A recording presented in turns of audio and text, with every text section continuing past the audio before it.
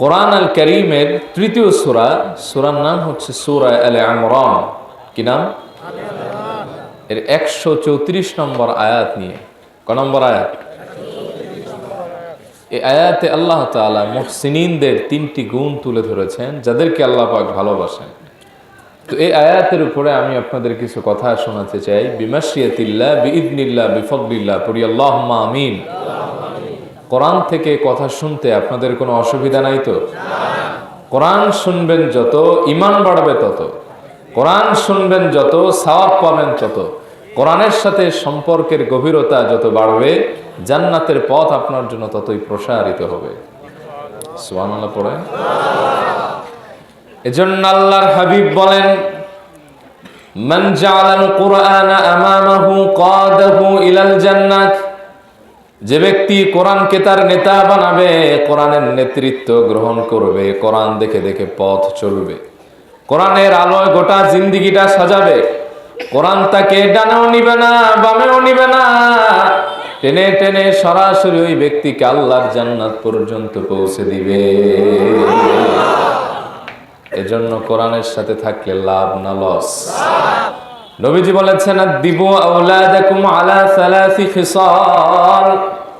তোমরা তোমাদের সন্তানদেরকে 3টি জিনিস শিক্ষা দাও। 1 নম্বরে হুব্বি নবীকুম, আমি রাসূলের ভালোবাসা।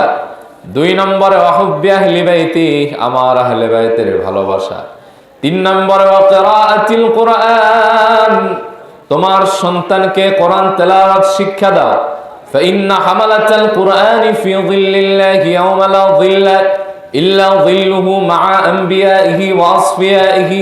কেননা তোমার সন্তানের অন্তরে যদি কোরআনটা ধারণকৃত থাকে, কিয়ামতের কঠিন ময়দানে যেই দিন আল্লাহর আরশের ছায়া ছাড়া কোনো ছায়া থাকবে না, ওই দিন তোমার সন্তানটি নবী এবং ওলিদের সাথে আল্লাহর আরশের ছায়া তলে একত্রে অবস্থান করবে। সুবহানাল্লাহ।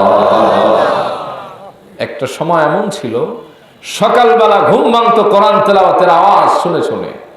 পাড়ায় পাড়ায়, মহল্লায় মহল্লায় কোরআন তেলাওয়াতের ধুম পড়ে যেত। মসজিদ আর মক্তবে জায়গা হতো না। ওই সময় মায়েরা বোনেরা পর্দার আড়ালে কোরআন শিখতেন, শেখাতেন। ওই আমলে আমাদের ভেতরে ছিল সম্প্রীতি, প্রেম, ভালোবাসা। একজনের প্রতি আরেকজনের এত দূরত্ব ছিল না, ভাইয়ে ভাইয়ে কিলাকিলি আর হামলা মামলা ছিল না। ওই সময় সমাজটা ছিল সোনালী সমাজ, ঠিক কিনা? আর এখন কোরআন ছেড়ে দেওয়ার কারণে নিজের আপন ভাইয়ের বিরুদ্ধে মিথ্যা মামলা দেয়, এরকম লোক আছে না নাই? শান্তি সব উঠে গেছে, কারণ কোরআন নাই। যেখানে কোরআন নাই, দ্বীন নাই, ওই জায়গায় রহমত থাকতে পারে না। রব্বুল আলামিন বলেন, ওয়ামান আ'রাদা আন যিকরি ফাইন্না লাহু মাঈশাতান দানকা ওয়া নাহশুরুহুম ইয়াওমাল কিয়ামাতি আ'মা قال رب لم حشرتني أعمى وقد كنت بصيرا।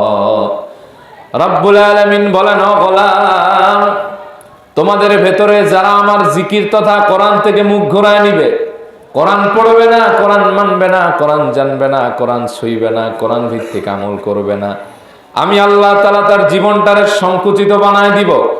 শুধু তাই নয়, ওয়ানাহশুরুহুম ইয়াওমাল কিয়ামাতি আ'মা, আমি আল্লাহ কিয়ামতে তারে অন্ধ করে উঠাবো। ক্বালা রাব্বি লিমা হাসারতানি আ'মা, সে বলবে, আল্লাহ কেন আপনি আমারে অন্ধ করে উঠালেন? ওয়াকাদ কুনতু বাসীরা, আমি তো ছিলাম দৃষ্টি সম্পন্ন।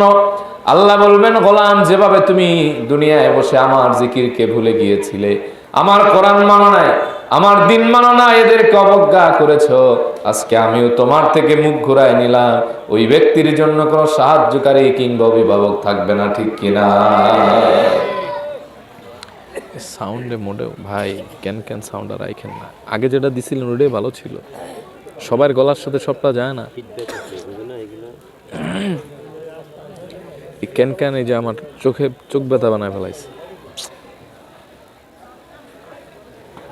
কথা বুঝতেছেন বাবা? বোঝা যায়? আপনারা একটু আমাকে সাপোর্ট দিয়েন, মাইক সাপোর্ট দেখেন না দেখে আপনারা দিয়েন। আপনারা যদি সাপোর্ট দেন তাহলে আমার কথা বের হবে, আর আপনারা যদি গোরস্থানের ভূমিকায় থাকেন তাহলে আমার জিয়ারত করা ছাড়া গতি নেই। বুঝতে পারছে? আচ্ছা, তো মোটামুটি তো শোনা যায় নাকি? হ্যাঁ, আমি বাঁচি আর মরি, আপনারা শুনেন। তো কোরআন যে মানবে, আল্লাহ তাআলা বলছেন ওই ব্যক্তির জীবনটারে বরকতময় বানাবে। আর কোরআন যে মানবে না, দিন যে মানবে না, ওর জীবনটারে সংকুচিত বানায় দিবেন কে? লাখ লাখ টাকা থাকবে, কোটি টাকার মালিক হবে, পাজারো গাড়িতে চলবে, কিন্তু শান্তি থাকবে না। আমার এক লোক বললেন, হুজুর আপনাদের টাকায় এত বরকত কেমনে? আমি ব্যাংকে চাকরি করি, একটা শাখার হেড, 2 লাখ টাকা বেতন পাই, কোম্পানি আমারে গাড়ি দিয়েছে, এরপরে আমার ফ্ল্যাটও আছে, মাত্র 4 জন আমাদের ফ্যামিলিতে লোক, আমি আর আমার স্ত্রী আর 2 সন্তান। মাঝে মাঝে আমার মা বেড়াতে আসে, এই 2 লাখ টাকা তো শেষ হয়, আরো ক্রেডিট কার্ড দিয়েছে 1 লাখ টাকা লিমিটেড, তাও যায়। আপনারা এত বরকত পান কেমনে? আমি বললাম, ভাই যেখানে হালাল আছে, যেখানে কোরআন আছে, দিন আছে, ওইখানে বরকত ঢেলে দেওয়ার দায়িত্ব আল্লাহ পাকের, ঠিক কিনা? আর যেই জায়গায় হারাম আছে, দিন নাই, দিনের ছোঁয়া নাই, ওখানে টাকা থাকতে পারে কিন্তু ওখানে বরকত থাকবে না, ঠিক না? এখন তো মানুষ কোরআন পড়ে না, কোরআন মানে না, কোরআন বুঝে না। At present time Muslims are insulted in whole world. গোটা বিশ্বে আজ মুসলিম নির্যাতিত, নিষ্পেষিত, নিগৃহীত। এর অন্যতম কারণ মুসলমান কোরআন পড়ে না, কোরআন মানে না, কোরআন বোঝে না, ঠিক কিনা বলেন? যে আমলে মানুষ কোরআন পড়তো, কোরআন মানতো, কোরআন বুঝতো, সে আমলের মানুষের জিন্দিগিটা কেমন ছিল, আমি আপনাদেরকে সনদ ভিত্তিক একটা ঘটনা শোনাই, শুনবেন? কষ্ট হবে না তো? খলিফাতুল মুসলিমিন হযরত আবু বকরের জামানা প্রধান উপদেষ্টার দায়িত্ব পেলেন সাইয়েদনা ওমর।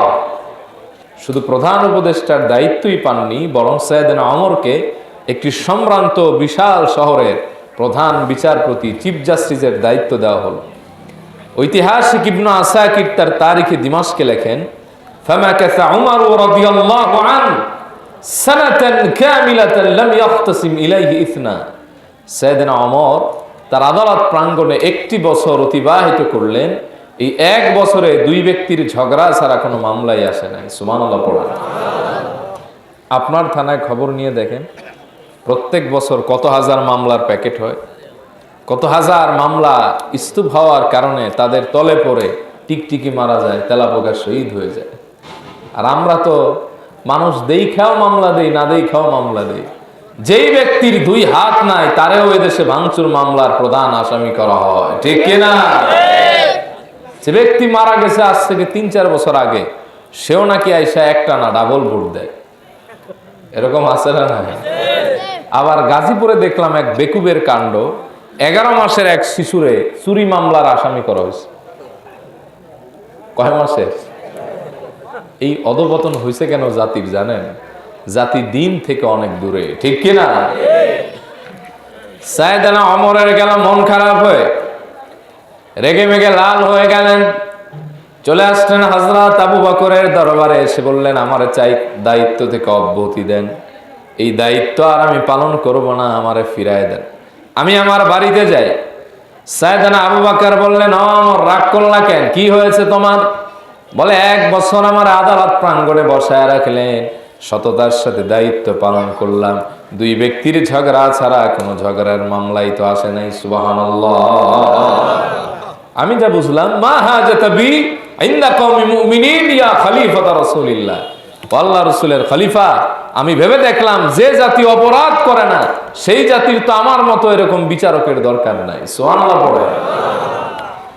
সাইয়েদনা ওমরকে আবু বকর বললেন, ও ভাই ওমর, তুমি কি ঠান্ডা মাথায় ভেবে দেখেছো এই পরিবর্তন হয়েছে কয় কারণে? সাইয়েদনা ওমর বলেছেন 5 কারণে। কয় কারণে? ইবনু জারির আত-তাবারি তারিখে তাবারিতে এনেছেন 7 কারণ, তাবাকাতে ইমাম সাদ এনেছেন 5 কারণে। এই 5 কারণের ইবনু আসাকিরের বর্ণনাটা সবচেয়ে বেশি সনদ ভিত্তিক, মজবুত। সাইয়েদনা ওমর বললেন, আমি ভেবে দেখেছি 5 কারণে। 1 নম্বর হলো দীনুহুমুন নাসিহা, তাদের দিন ধর্ম এটা হলো ভালোবাসা, কল্যাণ কামনা করা, নাসিহা করা। একজন অপরাধ করে আর একজন তারে ক্ষমা করে, একজন ভুল করলে আর একজন তারে নাসিহা করে, একজন আর একজনকে সামনে এগিয়ে দেয়। আর আমাদের সমাজের অবস্থা হলো 10 হাত জায়গা নিয়ে আপন ভাইয়ের বিরুদ্ধে মিথ্যা মামলা দেয়, এরকম আছে না না? অথচ বুখারীর বর্ণনা, ওয়ান জারীর ইবনে আব্দুল্লাহ রাদিয়াল্লাহু তাআলা আনহু আন্নাহু قال بايعت رسول الله صلى الله عليه وسلم على إقام الصلاة وإيتاء الزكاة والنصح لكل مسلم। হযরত জারীর ইবনে আব্দুল্লাহ রাদিয়াল্লাহু তাআলা আনহু বলেন, আমি যখন নবীজির কাছে বায়াত গ্রহণ করলাম 3টা বিষয়ের উপরে, 1 নম্বরে যাকাত আদায় করব, 2 নম্বরে নামাজ কায়েম করব, 3 নম্বরে আন-নুসহ লিকুল্লি মুসলিম, সব মুসলমানের জন্য কল্যাণের দোয়া করব। আর আমাদের সমাজে নিজের আপন ভাইয়ের ছেলে ভালো চাকরি করলে অনেকের গোত্রদাহ শুরু হয়। নিজের ভাইয়ের ছেলেটা বিদেশে থাকলে অনেকের সহ্য হয় না, নিজের বোনের মেয়েটা এক জায়গায় ভালো বিয়ে হয়েছে এটা দেখতে পারে না, সামনে দিয়া না পারলেও তাবিজ কবজ করে জীবন শেষ করে, এরকম আছে না? শান্তি আসবে কেমনে? 2 নম্বরে ওয়ামানহাজুহুমুল কোরআন, তাদের দস্তুর, সংবিধান, কনস্টিটিউশন, মানহাজ হলো কোরআন। কোরআনের বাইরে তারা কিছু মানে না, কোরআন যা বলে তা তারা মানে, কোরআন যা ছাড়তে বলে তা তারা ছেড়ে দেয়। সুবহানাল্লাহ পড়ে। এজন্য নবীজি বিদায় হজ্জে বলেছেন, তারাকতু ফীকুম আমরাইন লাম তাদিল্লু মা তামাসসাকতুম বিহিমা কিতাবাল্লাহ ওয়া সুন্নাত নবীহি। ও আমার উম্মতেরা, আমি তোমাদের কাছে 2টা জিনিস রেখে যাচ্ছি, একটা হলো কিতাব আল্লাহ, আল্লাহর কোরআন, আর একটা হলো সুন্নাত নবীহি, আমি রাসূলের জীবন আদর্শ। এই 2টিকে যদি তোমরা আঁকড়ে ধরতে পারো, কোশ্চিন কালেও বিপদগামী হবে না। কোন শক্তি, মহাশক্তি তোমাদের পদানত করতে পারবে না, তোমরা শাহানশাহীর বেশে জীবন পরিচালনা করবে। আজ মুসলমান সব আঁকড়ে ধরেছে, কিন্তু এই 2টাই ধরে নাই, ঠিক কিনা বলেন? মুসলমানের সন্তান 50 জন নায়ক নায়িকার নাম জানে, 20 জন গায়ক গায়িকার নাম জানে, 40 জন প্লেয়ারের নাম জানে, দেখবেন যে একেবারে জার্সির নাম্বার সহ মুখস্থ, আছে না নাই? কিন্তু ওই মুসলমানরা যদি আপনি প্রশ্ন করেন, তুমি 5 জন নবীর নাম বলো, 10 জন সাহাবীর নাম বলো, দেখবেন ওই সন্তানটা তা পারে না, এরকম আছে না নাই? হাজার হাজার গদ্য পদ্য পড়ছে, কিন্তু 10টা সূরা অর্থ সহ 20 আয়াত পড়ে নাই। তাহলে এই মুসলমান মার খাবে না তো কোন মুসলমান মার খাবে, ঠিক কিনা বলেন? এই মুসলমান দিয়ে কি হবে? এই মুসলমানের চুলের কাটিং দেখলে মনে হয় না এটা মুসলমানের ঘরে জন্ম নিয়েছে, কথা কয় না? এই মুসলমানের প্যান্টের অবস্থা দেখলে মনে হয় যে আয় হায়, এটা মুসলমানের সন্তান না। টাকা দিয়ে কেউ সেরা প্যান্ট কিনে, কথা কয় না কেন?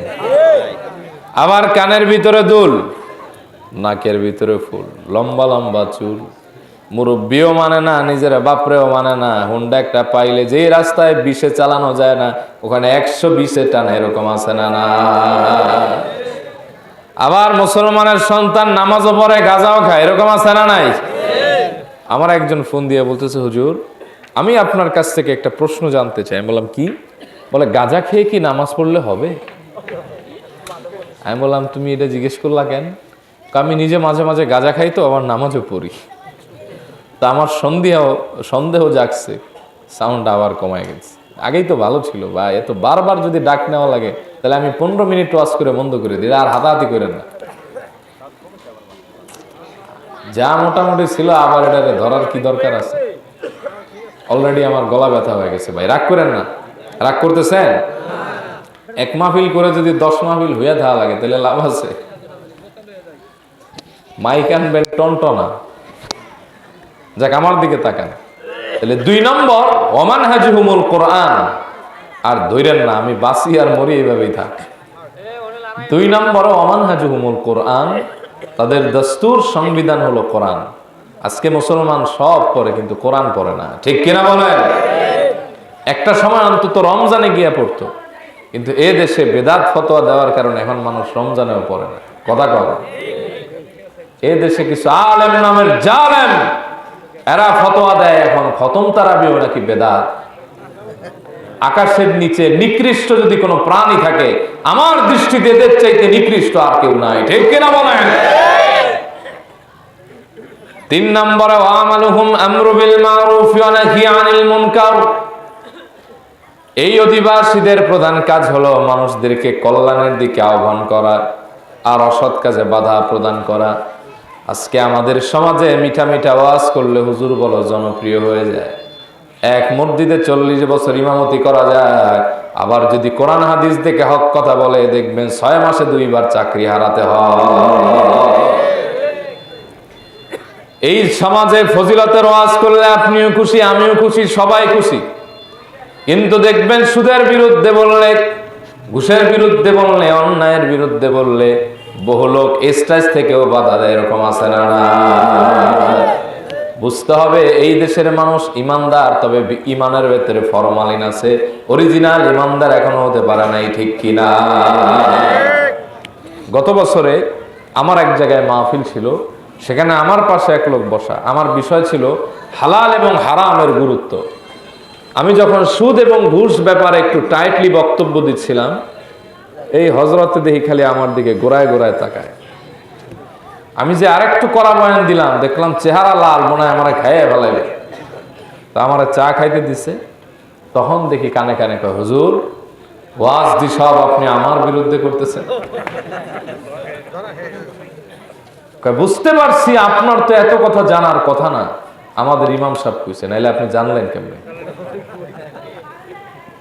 কয় আজকে মাহফিলটা শেষ হোক, আমাদের ইমাম সাহেব কেমনে এই মসজিদে থাকে ওইটা আমি দেখালো। অবস্থা হলো এমন, এক এলাকায় কাঁঠাল চুরি হয়েছে। ভাই কি চুরি? তো যেই ব্যক্তির কাঁঠাল চুরি হয়েছে গিয়া বিচার দিয়েছে বিচারকদের কাছে। তো দেখবেন যারা বিচার সালিশ করে এদের মাথায় এমন চিকুন চিকুন বুদ্ধি থাকে, ওটা এমা পাস কইরাও হবে না। বলছে হাজারানে মজলিস, বিচার করে দিব, আপনারা আইসেন। তো যেই দিন বিচার, ওই বিচারককে বলতেছে কি বিচার করব, চোর তো আমার সামনেই বসা। সবাই কই কেমনে, কাঁঠাল চুরিতে কি এবারে ভাগ বসাইছে নাকি? আমি দেখতে পাচ্ছি যেই চোরাই কাঁঠাল চুরি করছে মাথার চুলের ভিতরে কাঁঠালের আঁশ, কি কয় কষ, আঠা, এটা লাগা রয়েছে। কেউ আর হাত দেয় নাই, চোরাই দিছে হাত।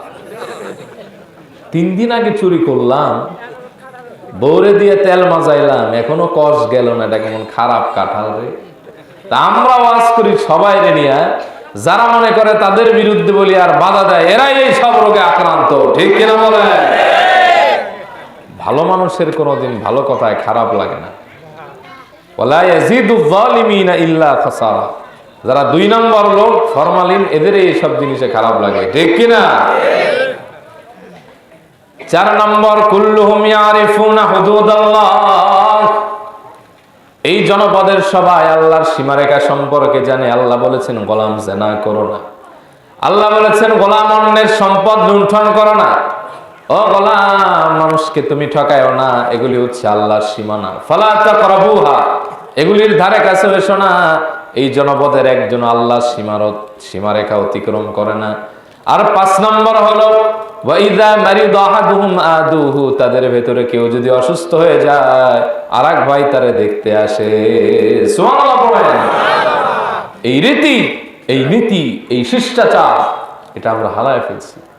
আজ থেকে 20 বছর আগের দিকে তাকান, একজন মানুষ অসুস্থ হলে আর একজন তারে দেখতে যেত। বুড়া মানুষ হাঁটতে পারে না, লাঠি লুয়ে গিয়ে দেখে আসছে। নিজের পকেটে টাকা নাই, গরিব মানুষ গাছের একটা পাকা পেঁপে নিয়ে গেছে, 1 ফানা কলা নিয়ে গেছে, মাথার কাছে বৈশা একজন আর একজনের দাবি ছেড়ে দিছে, ক্ষমা চেয়ে নিয়েছে, চোখের পানিতে অশ্রুসিক্ত হয়েছে। তখন আমাদের সমাজে এত দূরত্ব ছিল না, এত ভাই ভাই কোন্দল ছিল না। আর আজকে সমাজের ভেতরে এমন অবস্থা, সকালবেলা যে এলাকায় মানুষ মারা যায়, সন্ধ্যাবেলা ওই এলাকায় লাউড স্পিকারে গায়ে হলুদের গান বাজে, ঠিক কিনা বলে? তো শান্তি আসবে কেমনে? মুসলমানের দেশে আজকে 14ই ফেব্রুয়ারি সারা বাংলাদেশ বিশ্ব বেহায়া দিবস উদযাপিত হয়েছে, ঠিক কিনা? কোন মুসলমানের সন্তান এই বেহায়া দিবস উদযাপন করতে পারে না, ঠিক কিনা বলেন? আমরা নামাজও পড়ি, আবার এই সব কাজও করি। তা আমাদের সমাজ পরিবর্তন হচ্ছে না, দিন দিন রসগোল্লার মতো পচতেছে। কারণ কি? এর কারণ কোরআন নাই, দ্বীন নাই, ঠিক কিনা বলেন? তো এই কোরআন থেকে যদি আমি সংক্ষিপ্ত কিছু কথা আপনাদেরকে শোনাই, কষ্ট হবে? শুনবেন ইনশাআল্লাহ? তাকবীর দেন, আল্লাহু আকবার। পেছনের ওই কোনার ভাইরা দুর্বল, আপনারা দিয়েন নাই, পেছনের 4 কাতার দিবেন। নারে তাকবীর। আপনারা কইলেন না তারা কইল? মনে হইতেছে যেন মিক্সড হয়ে গেছে। আপনারা না, পিছনের বাইরে নারে তাকবীর। আসলে বেচারাদের আওয়াজ আছে, কিন্তু এই পর্যন্ত আস্তে আস্তে টেম্পার কমে যায়। চলেন, আর ডানে বামে কোনো কথা না, মূল কথায় আমরা প্রবেশ করি। আমরা কথা শুনবো যেন কোন সূরায়? মনে আছে? কোরআন শরীফের কয় নম্বর সূরা? আয়াত নম্বর কত? হ্যাঁ, পিছনের বাইরে ফেল মারছে। এখানে কয় দল মানুষের কথা বলা হয়েছে? মুহসিনিনদের। তবে ক্যাটাগরি হলো তিনটা। কয়টা? অ্যাটেনশন আছে তো? ঘুমান কে কে? হাত জাগান তো দেখি। দুই চার জনে ভুলে জায়গায় ফেলাইছে। আচ্ছা যান, রব্বুল আলামিন বলেন الذين ينفقون في السراء والضراء والكاظمين الغيظ والعافين عن الناس والله يحب المحسنين। রব্বুল আলামিন বলেন, যারা অভাব এবং সচ্ছল দুই অবস্থায় দান করে, আমার রাস্তায় ব্যয় করে, কার্পণ্য করে না, আর যারা ক্রোধ সংবরণ করে, রাগ দমন করে, ইগো কন্ট্রোল করে, অ্যাটিটিউড দেখায় না, ওয়াল আফিনা আনিন নাস, এবং যারা মানুষকে ক্ষমা করে দেয়, প্রতিশোধ নেয় না, এই তিন দল হলো মুহসিনিন, সর্বশ্রেষ্ঠ নেকামলকারী। আমি আল্লাহ তাআলা নিজেই তাদেরকে ভালোবাসি। সুবহানাল্লাহ। রব্বুল আলামিন যাদেরকে ভালোবাসেন তারা কয় দল? এক নম্বরে রব্বুল আলামিন বলেন আল্লাযীনা ইউনফিকুনা ফিস সাররাই ওয়াদ দাররা, যারা অভাব এবং সচ্ছল দুই অবস্থায় দান করে, কার্পণ্য করে না, আল্লাহর রাস্তায় দান করতে গিয়ে কোনো অজুহাত দেখায় না, বরং দান করাটাকে অভ্যাস হিসেবে গড়ে তোলে। আল্লাহর রাস্তায় ব্যয় করতে উদার প্রাণ, কখনো কোনো কম্প্রোমাইজ করে না, ডেডিকেটেড পার্সোনালিটি। রব্বুল আলামিন বলেন এদেরকে আমি ভালোবাসি, এরাই হলো মুহসিনিন। সুবহানাল্লাহ। যারা কার্পণ্য করে, আল্লাহর রাস্তায় দান করতে গিয়ে যাদের হাত খোলে না, মুক্ত হস্তে দান করে না, যাদের হৃদয়টা একেবারে চাপা, আল্লাহ এদের ভালোবাসেন না। সুবহানাল্লাহ পড়বেন। টাকা থাকলেই দান করা যায় না। কোটি কোটি টাকা আছে, কিন্তু দিনের জন্য তার 10 টাকার অবদান নাই। আবার এই বাংলাদেশে এমন মানুষ আছে ভিক্ষার টাকায় একতলা মসজিদ করে দিয়েছে। কারণ জমিনে কবুল হয় না, কবুল হয় কোথায়? টাকা থাকলেই আপনি আপনার প্রিয় হতে পারবেন না। যারা আল্লাহর প্রিয়, তারা আল্লাহর রাস্তায় জান এবং মাল সবটাই বিলায় দেয়। সুবহানাল্লাহ পড়ে। অনেকে আছে মসজিদের পাশে বাড়ি, লাখ লাখ টাকা আল্লাহ তাকে দিয়েছেন, মসজিদের ছাদের কাজটা বাকি, টয়লেটের কাজটা বাকি, মসজিদের অনেক কাজ জরুরি। দেখবেন লাখ লাখ টাকা আজে বাজে কাজে খরচ করে, কিন্তু আল্লাহর রাস্তায় 10টা টাকা তার পরে না। এরকম আছে না? না। আল্লাহ এদের ভালোবাসেন না। তাদের ভালোবাসেন যারা সচ্ছল এবং অভাব দুই অবস্থায় দান করে। যারা আল্লাহর রাস্তায় দান করে তারাই হলো প্রকৃত সফল, কারণ তারা জানে দান করলে মাল কমে না। মা নাকাসাত সাদাকাতুন মিন মাল, আল্লাহর হাবিব বলেন সাদাকার মাল কখনো কমে না। ইয়ামহাকুল্লাহুর রিবা ওয়া ইউরবিস সাদাকাত, আল্লাহ পাক সুদের সম্পদের ধ্বংস করেন, আর সাদাকার মালকে আল্লাহ তাআলা বর্ধিত করে দেন। এমন ভাবে বাড়ান। মুসনাদে আহমদের বর্ণনা, আল্লাহর হাবিব বলেন তোমাদের কেউ যখন হালাল টাকার একটা খেজুর পরিমাণ সম্পদ দান করে, আল্লাহ পাক এটাকে উত্তম ভাবে গ্রহণ করেন, এরপরে জান্নাতে সেটারে আল্লাহ পাক লালন পালন করেন। তোমরা যেরকম একটা ঘোড়ার বাচ্চারে লালন পালন করে বড় বানাও, সামান্য একটা খেজুর পরিমাণ সম্পদরে আল্লাহ পাক লালন পালন করে এত বড় বানান, ওই সামান্য দানটা উহুদ পাহাড় সমান পরিমাণ বড় হয়ে যায়। আল্লাহ অন্যত্র বলেন মাসালুল্লাযীনা ইউনফিকুনা আমওয়ালাহুম ফি সাবিলিল্লাহি কামাসালি হাব্বা, আল্লাহর রাস্তায় যারা দান করে, সম্পদ বিলায় দেয়, তাদের উদাহরণ হলো একটা বীজের ন্যায়, শস্য দানার ন্যায়। আল্লাহ বলেন তোমাদের দানকৃত সম্পদটা একটা শস্য দানার ন্যায়, বীজের ন্যায়। এটা বপন করলাম মনে করো, সেখান থেকে একটা গাছ উৎপাদন হলো 7 শাখ বিশিষ্ট। এই যে আপনারা দেখেন না, ধানের গাছ লাগাননি আপনাদের এলাকায়? ধানের বীজ লাগায় কয়টা? এই একটা থেকে তৈরি হয় এক গাছ, সেটার ভিতরে 7টা শীষ। আল্লাহ বলেন এরপরে প্রত্যেক শীষের মাথায় আবার 100টা করে দানা। তাহলে 7 1 হলো 7, 7 গুণ 100 কত হয়? তাহলে আল্লাহর রাস্তায় যে ব্যক্তি দান করে 1 টাকা, সর্বনিম্ন 700 টাকার সওয়াব সে পেয়ে যায়। সুবহানাল্লাহ পড়ে। এজন্য নবীজি বলেছেন বেশি বেশি সাদাকা করো, কারণ সাদাকা করলে মাল কমে না, মাল বাড়ায় দেন কে? আপনি আমি দান করতে চাই না, কিন্তু সাহাবায়ে কেরামের দানের প্রতিযোগিতা কেমন ছিল আমি একটা হাদিস আপনাদের শোনাই। কষ্ট হচ্ছে? একবার দুরূদ শরীফ পড়েন, আল্লাহুম্মা সাল্লি আলা সাইয়্যিদিনা নাবিয়িনা।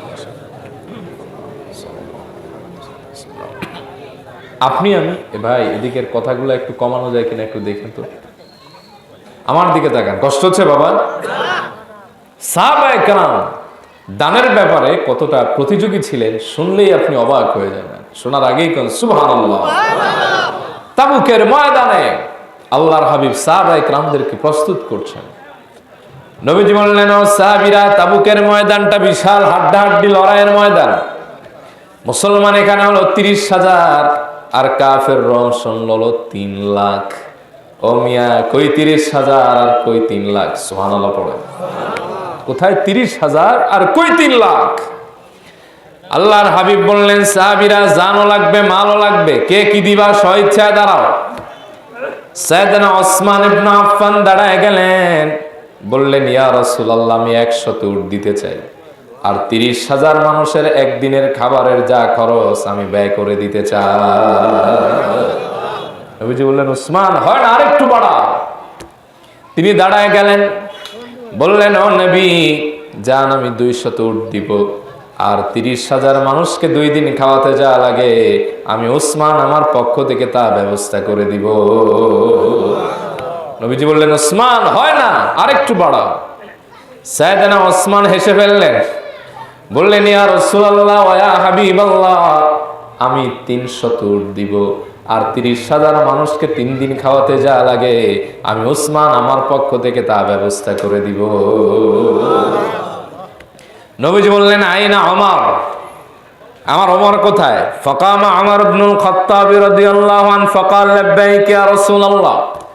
সাইয়েদনা ওমর দাঁড়ায় গেলেন। নবীজি বললেন, ওমর, তুমি কি দিবা বলো। বলে, ইয়া রাসূলুল্লাহ, আমার একটু সময় দেন, বাড়িতে যাব, আসতেছি। বাড়ি থেকে ফিরে আসলেন। নবীজি বললেন, কি দিবা বলো তো দেখি। বলে, ইয়া রাসূলুল্লাহ ওয়া ইয়া হাবিবাল্লাহ, আমি আমার সকল সম্পদ 1 করে 2 ভাগ করেছি। 1 ভাগ পরিবার পরিচালনার জন্য রেখেছি, আর 1 ভাগ রাসূলুল্লাহর কদমে তাবুকের জন্য নিয়ে এসেছি। নবীজি বললেন, আইনা আবু বকর as-সিদ্দিক, আমার আবু বকর কোথায়? ফাকামা আবু বকর রাদিয়াল্লাহু আনহু, সাইয়েদনা আবু বকর দাঁড়ায় গেলেন। নবীজি বললেন, তোমার কি খবর বলো। বলে, ইয়া রাসূলুল্লাহ ওয়া ইয়া হাবিবাল্লাহ, আমারে ওমরের মতো একটু সময় দেন, বাড়ি থেকে আসি। ফিরে আসলেন। নবীজি বললেন, কি এনেছো বলো তো দেখি। বলে, ইয়া রাসূলুল্লাহ ওয়া ইয়া হাবিবাল্লাহ, আমি আমার ঘরের ভেতরে আল্লাহ এবং তার রাসূলকে জিম্মাদার রেখে আমার বেড়ার সাথে ভেঙে যাওয়া সুই পর্যন্ত ছিল, ওইটাও তাবুকে রাসূলুল্লাহর কদমে হাদিয়া করে দিয়েছি। সাহাবায়ে কেরামের এই দান, এই ডেডিকেশন দেখে আহলুস সুফফার এক সাহাবী ছিলেন, যার নাম হলো আবু ওয়াকিল আল আনসারী। কি নাম? ইমানের কারণে উনি ওনার লজ্জা নিবারণের কাপড়টাও হারিয়েছিলেন। একেবারে উলঙ্গ অবস্থায় নবীজির কাছে এসেছিলেন, কিচ্ছু ছিল না। নবীজি তার প্রতি দৃষ্টিগোচর হলে দেখলেন সাহাবীর তো অবস্থা খারাপ। নবীজি একটা ছেঁড়া কম্বলের কিছু অংশ দিলেন, বললেন, আবু ওয়াকিল, এটা দিয়া লজ্জা ঢাকো। ওই সাহাবী দেখতেছেন সাহাবীরা এত দান করে, আমি কি দান করব। ইমানের কারণে আমি আমার গাড়ি হারালাম, বাড়ি হারালাম, সব হারালাম, এমনকি আমার লজ্জা নিবারণের কাপড়টাও হারালাম, আমার কাছে তো কিছু নাই। কিন্তু সাহাবীর মন তো মানে না। আহলুস সুফফার সদস্য সাহাবী, একবেলা খায় তো আরেক বেলা কখন খাবে গ্যারান্টি নাই। বুখারীর বর্ণনা, আহলুস সুফফার সাহাবীরা, সদস্যরা একবেলা খেয়েছেন, আরেক বেলা খাবার পাননি বলে এত কষ্ট করেছেন, আপনার বাবলা গাছের যে কাঁটা যুক্ত ছাল তা পর্যন্ত সাহাবীরা খেয়েছেন। সুবহানাল্লাহ। সাহাবী আবু ওয়াকিল আল আনসারীর মন মানে না। সন্ধ্যাবেলায় দৌড়ে গেলেন এক ইহুদির বাগানে, মদিনা মুনাওয়ারা ইহুদির বাগানে গিয়ে বললেন, হাল্লাকা আজিরিন, do you have any worker? তোমার কি ভাই কামলা আছে? যদি লাগে তা আমারে নাও, আমি তোমারে সারা রাত কাজ করে দেবো, কিন্তু শর্ত হলো আমাকে কিছু নগদ অর্থ দিতে হবে। কি দিতে হবে? আবু আকিল আল আনসারী সারা রাত কাজ করলেন। সকালবেলা প্রচন্ড ক্লান্ত শরীরে বাড়িতে ফিরবেন, মসজিদে নববীতে ফিরবেন। ওই ইহুদিরে বললেন, ভাই আমার পাওনাটা দিয়ে দাও। ইহুদিরা হলো জাতীয় বেঈমান, ঠিক কিনা? পৃথিবীর নিকৃষ্ট জাতি। তারা মানুষদেরকে মারে আর উপরে উপরে মানবতার স্লোগান দেয়, ঠিক কিনা বলেন? আমরা দেখলাম দীর্ঘ কয়েক মাস ধরে ফিলিস্তিনে যেই হামলা হলো, এই বেয়াদব ইহুদিরা তাদেরকে ধ্বংস করে ছাড়লো, কিন্তু বিশ্বে যারা মানবতার বুলি বুলায় এক হারামজাদা মুসলমানদের পক্ষে ছিল না, ঠিক কিনা? আমাদের বুঝতে বাকি নাই, একজন ইমানদার আর একজন ইমানদার ছাড়া কখনো কারো কাছে নিরাপদ নয়, ঠিক কিনা? আবু আকিল আল আনসারী রাদিয়াল্লাহু তাআলা আনহু সকালবেলা বললেন, ওই ইহুদিরে, ভাই আমার প্রাপ্যটা দাও, আমি আমার গন্তব্যে চলে যাব, লেট হয়ে যাবে। এবার ইহুদি ছলছাতুরি শুরু করলো, বলল, না তুমি প্রাপ্য পাবা না, আরো কাজ করতে হবে। তিনি বললেন, আমার সাথে তো চুক্তি ছিল সারা রাত কাজ করা, এটা তো তোমার সাথে কথা ছিল না, দাও আমার প্রাপ্য দাও। এক কথায় দুই কথায় ইহুদি গরম, সাহাবীরে বেদম মেরে রক্তাক্ত করে দিয়েছে। যাবার বেলায় সাহাবীর দিকে ভৎসনামূলক কয়েকটা শুকনা খেজুর ছিটায় দিয়েছে, যা বড়া খা ভাগ। সাহাবী কেঁদেই ফেললেন, জমিনে গড়াগড়ি খাচ্ছেন, আর তার আশেপাশে ছিটিয়ে দেওয়া শুকনা খেজুরগুলি সাহাবী একে একে করে তুলে হাতের ভিতরে জমা করেছেন। একবার খেজুরের দিকে তাকান আর একবার আকাশের দিকে তাকান, চোখ বেয়ে বেয়ে তার পানি পড়ছে, আল্লাহু আকবার। এবার সাহাবী প্রচন্ড ক্ষুধার কারণে অর্ধেক খেজুর খেয়ে ফেলেছেন জায়গায়, আর অর্ধেক খেজুর নিয়ে রাসূলুল্লাহর কাদাম মোবারকের পাশে এসেছে, যেতে আর সাহস হয় না, দরজার সামনে বসে কাঁদে। নবীজি বললেন, ও আবু আকিল আল আনসারী, কান্দো কেন? বলে, ইয়া রাসূলুল্লাহ ওয়া ইয়া হাবিবাল্লাহ, সারা রাত ইহুদির বাগানে কাজ করলাম, মনে আশা ছিল কিছু অর্থ পেলে তাবুকে হাদিয়া করব। আমার দ্বীনি ভাইয়েরা এত কিছু দিল, আমি কি দিব? আমার কাছে এই শুকনা খেজুর ছাড়া আর কিছু নাই, অর্ধেক তো আগেই খেয়ে ফেলেছি। নবীজি বললেন, আবু আকিল কেঁদো না, আমার সঙ্গে আসো। সাহাবীদেরকে বললেন, তাবুকে আসা সব মাল একত্রিত করো। স্তূপ বানানো হলো। এবার নবীজি সাহাবীর শুকনা খেজুরগুলি হাতে নিলেন, সব মালের উপরে তা ছিটায় দিলেন। এরপরে নবীজি বললেন, ও সাহাবীরা শোনো শোনো, আমার আবু বকর তাবুকের ময়দানে দান করে ফার্স্ট হয় নাই, আমার ওমর হয় নাই, ওসমানও হয় নাই, আলীও হয় নাই। তোমরা তো জানো না, যিনি আল্লাহর কাছে সবচেয়ে বেশি মর্যাদা পেয়েছে সে হলো শুকনা খেজুর দান করা আমার আবু আকিল আল আনসারী। সুবহানাল্লাহ। তার কিছুই ছিল না, কিন্তু তার সর্বোচ্চ মার খেয়ে তিনি ওইটা নিয়ে আসছেন। আল্লাহ তাআলার কাছে তার ওই হালাল দানটা করে দেওয়ার কারণে আরো সাজিমি গিয়ে ওইটা নক করে ফেলছে। সুবহানাল্লাহ পড়েন। এজন্য দান করবেন বেশি বেশি। আল্লাহর হাবিব বলেন, ইন্নাস সাদাকাতা লা তুতফিউ গাদাবার রাব্বি ওয়া তাদফাউ মিতাতাসসু। দান করলে আল্লাহর রাগ কমে যায়, দান করলে আল্লাহ অসম্মানজনক মৃত্যু থেকে বাঁচায় দেয়। আপনার এটা জরুরি না যে আপনাকে 10,000 দিতে হবে, এটা জরুরি না যে আপনাকে 50,000 দিতে হবে, এটা জরুরি না যে আপনাকে 5,000 টাকা কসকসে নোট দিতে হবে। না, আপনার সামর্থ্যে যা আছে তার ভেতর থেকে আপনি ভালোটা দান করেন, ওইটাই আল্লাহ তাআলার দরবারে গিয়ে নক করবে, এটাই আপনার নাজাতের ওসিলা হবে। সুবহানাল্লাহ। তবে বাঙালি বড় চালাক, যেই টাকাটা সেরা কেউ নেয় না ওইটাই মসজিদে দেয়। কথা বল না কেন? হ্যাঁ, যেটা কেউ নেয় না, ভিখারিও নেয় না, এটাই মসজিদের দান বাক্সে দেয়। আবার কিছু ফালতু কমিটি আছে, ফালতুর উপরে ফালতু, স্কোয়ার ফালতু, যেই সেরা টাকাগুলা, এই টাকাগুলা জানে দোকানেও নিবে না, ইমাম সাহেব আর মুয়াজ্জিনের বেতন দেয় ওটা দিয়ে। কথা কয় না? আছে না এরকম? আমি এক জায়গায় একবার বদলি ইমামতি করতে গেছিলাম। বদলি ইমামতি বুঝেন? মানে তাদের ইমাম সাহেব কোন এক সফরে গেছে, আমি গেছি সেখানে জুমা পড়াইতে আরো আগে। এই বেচারা কেমন চালাক দেখেন, সব সেরা ফাটা টাকা যা আছে আইসিইউতে গেছে, এটি আমারে ঢুকাই দিছে। কদ্দুর আইসা খুলে দেখি, ইন্না লিল্লাহি ওয়া ইন্না ইলাইহি রাজিউন। মরহুমের জানাজার নামাজ না, অন্য কিছু। পরে আমি চিন্তা করলাম যে এই টাকাটা নেওয়াটা তো একটা অপমানজনক বিষয়। আবার ঘুরাইয়া গেছি, বলছি ভাই আপনারা গরিব হইতে পারেন, আমরা এত গরিব না। এই টাকাটা হয়তো আপনাদের মসজিদে কাজে লাগায়েন, আর নাহলে যে আমারে দিছে তার ঘরে নিয়ে মাছ কিনা খাইতে করেন। চিন্তা করেন, জানে যে এই টাকাটা বাজারও নিবে না, দোকানদারের কাছে গেলে ঝাড়ি শুনবে, এই জন্য কয় মুয়াজ্জিন নেন আপনার বেতন। বাস্তব, আমরা তো ইমামতি করছি, এখন আমরা খতিব, এগুলি বাস্তবতা দেখে দেখে বলতেছি, ঠিক কিনা বলেন? আর আমাদের বাঙালিরাও খুব চালাক, চিন্তা করে হুজুরকে দিলে হুজুর আর কি কইব, এগুলোকে না আছে কোনো আদালত, না আছে আইন, এরা যা আমরা কোনো এটাই মানবে, ঠিক কিনা? একবার আমি এক জায়গায় ঈদের নামাজ পড়ালাম, কথা কি শুনতেছেন বাবা? ঈদের নামাজের পরে এক লোক জড়ায় কপালে চুমা হাতে চুমা দিয়ে স্যাপ লাগাই দিছে, এতটি টাকা দিছে। আমি কি আয় হায়, পকেট তো ভারী হয়ে গেল গা। রুমে এসে খুলে দেখি আয় হায়, এটা তো ডাবল ইন্না লিল্লার মতো কাহিনী। 1 টাকা ছেঁড়া, আর একটার অর্ধেক নাই, একটার কোনাই নাই, আর একটা ট্যাপ এমন ভাবে মারছে যে আর 1 টাকার মানে 1 টাকা ছিঁড়ছে, ওই টাকার সেম নোট আর একটা মনে হয় ছেঁড়া ছিল, ওইটার অংশ নেই লাগায় ট্যাপ লাগাইছে। চিন্তা করলাম আয় হায়, পাবলিক তো বহুত শেয়ানা। চিন্তা করছে এটা কোনো জায়গায় চলবে না, হুজুরে দিয়ে দেয়, কথা কও। এর জন্য দান করবেন, দান করলে সাদাকা তারুদ্দুল বালা, মুসিবত দূর করে দেয়। দান করলে জাহান্নামের আগুন নিভে যায়। যে দান করে আল্লাহ তাআলা তার দোয়া কবুল করেন, যে দান করে আল্লাহ তাআলার বিশেষ জিম্মাদারিতে তার স্থান হয়ে যায়। সুবহানাল্লাহ পড়েন।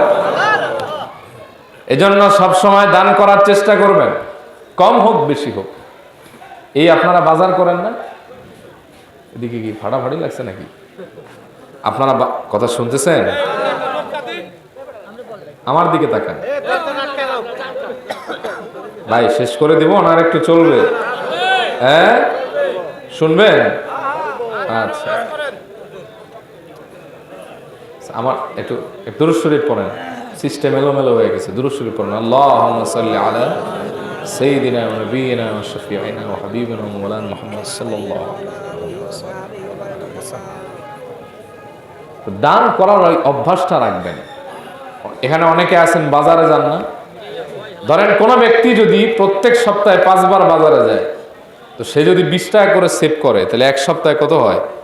100, এক মাসে 400, 12 মাসে 4800।